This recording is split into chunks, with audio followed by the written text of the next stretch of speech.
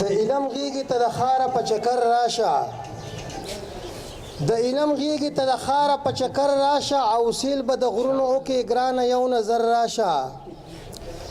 د علم غیږې ته د خاره په چکر راشه او سیل به د غرونو کې ګرانه یو نظر راشه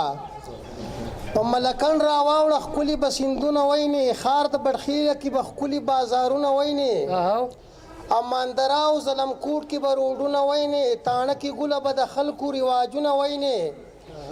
په جلالا کې به ښایسته میوې باغونه وینې او د شموزو په پل به بل شانتي رنګونه وینې تادي کوه د لنډاکي چیک پوسټ نظر راشه او سیل به د غرونو کې ګرانه یو نظر راشه د علم غیږې ته د خاره په چکر راشه او سیل به د غرونو کې ګرانه یو نظر راشه د لنډاکي په چیک پوسټ هلته پولیسان ولاړ دي تعارف به وکړي ډېر تکړه تکړه کسان ولاړ دي شرع روان بیا په کوټه کې د یاران ولاړ دي او په انتظار درته ښه ښکلي مشران ولاړ دي زی چې تلنګ ته په لار غټ غټ شلتالان ولاړ دي او شپه په بنجر کې وکړه هلته نختران ولاړ دي شپه به کړې تېرې په کنډاک باندې سهر راشه او سیل به د غرونو کې ګرانه یو نظر راشه او د علم غیږې ته د خاره په چکر راشه سیل به د غرونو کې ګرانه یو نظر راشه په کانډاک راشه بیا په لار د ملکي دم راشه سیند ته راوځه د غونډۍ په لاره سم راشه دمه به هلته وکړي دی ښکلی موسم راشه او پیرکوټ به وینې لرې کوي د زړګي غم راشه تپوس کوه د عزیز الله پتا پچم راشه او په مونږه ګران دی شیرعلي تور د لهم راشه ښکلا ښکلا بازار که ګورې مازدیګر راشه او سیل به د غرونو کې ګرانه یو نظر راشه او د علم غیږې ته د خاره په چکر راشه د نوي کلي پیدا خان ډېر زورور سړی دی په ابوه کې صدیق خان زمونږ د سر سړی دی په ګورتۍ کلي کې صابر شاعر دی نر سړی دی او رفیع الله نګار په موله که د غر سړی دی ممتاز په خپله علاقه کې یو بادر سړی دی او د پښتو ژبې قدردان فضلي اکبر سړی دی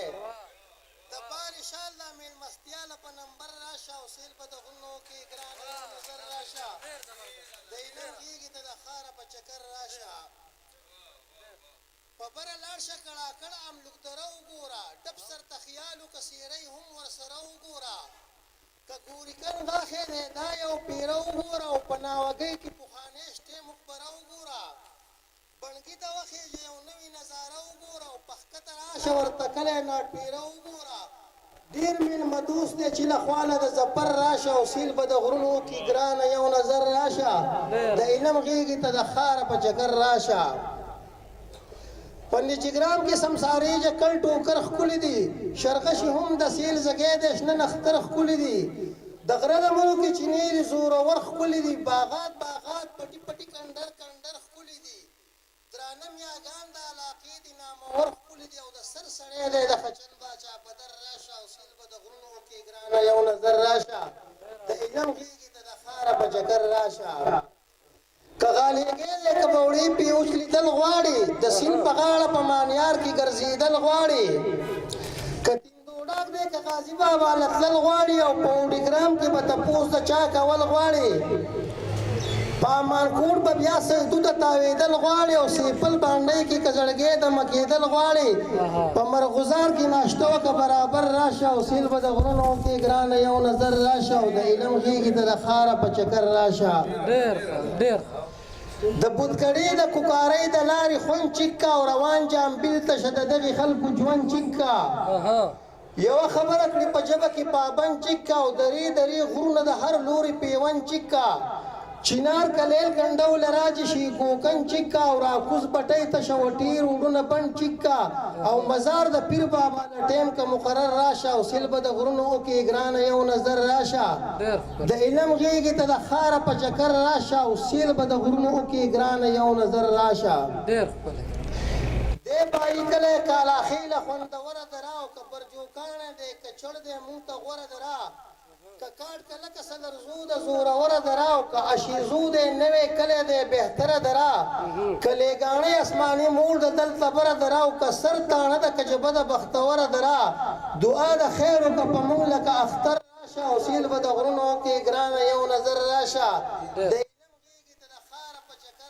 او سیل به د غرونو وکي ګرانه یو نظر راشه